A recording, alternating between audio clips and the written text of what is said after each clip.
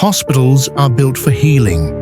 Bright lights, steady footsteps, the reassuring rhythm of machines keeping patients alive.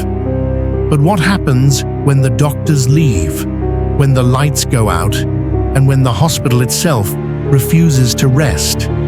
This is no ordinary ruin. This is an abandoned hospital, and the rules here are not written on signs. They are carved into silence, whispered in fear, and ignored only once. Rule number 1. Never enter room 306. The locals say it was sealed after a surgery went horribly wrong.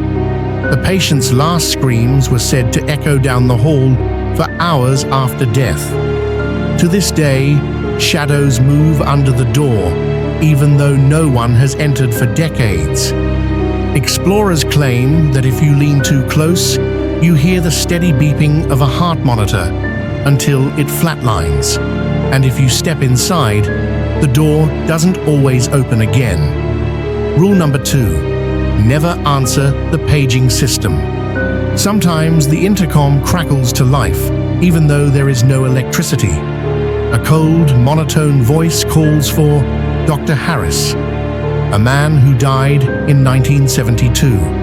If you dare to respond, the speakers grow louder, begging you to report to the operating theater. Some say those who followed the voice ended up on the table, their bodies never recovered. Others claim they heard their own name being called. Rule number 3. Never look into the surgery mirrors. In abandoned operating rooms, the mirrors are shattered, but not silent.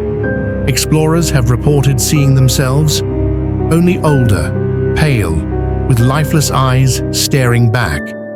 Sometimes they see patients strapped to gurneys in the reflection, patients who aren't in the room. The brave who linger too long describe a hand pressing against the other side of the glass, as if something inside wants to take their place. Rule number 4. Never trust the elevators. Though the power is gone, the elevators sometimes open on their own, their lights flickering faintly. They invite you inside, but those who step in rarely return. If they do, they speak of endless underground floors, hallways filled with wheelchairs and surgical tools that no longer exist in the real hospital.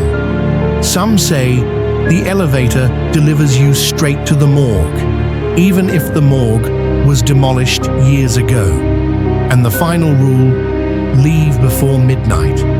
Because when the clock strikes 12, the hospital awakens. The silence breaks with faint footsteps in the wards. IV stands roll across the floor, as if guided by unseen hands.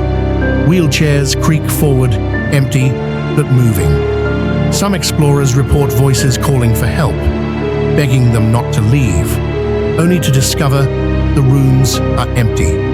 Others hear the long, piercing scream of a patient who never found release. If you ignore this rule, the hospital doesn't let you go. The doors lock, the windows seal, the corridors twist into endless loops. And before long, the place admits you as its newest patient, one that never leaves. These aren't just stories. They're warnings etched into every broken tile, every flickering bulb, every blood-stained sheet left behind. So remember, if you ever find yourself in the shadow of an abandoned hospital, obey the rules, because hospitals are meant to heal the living. But this one hungers for the lost, and once you enter, you may never be discharged.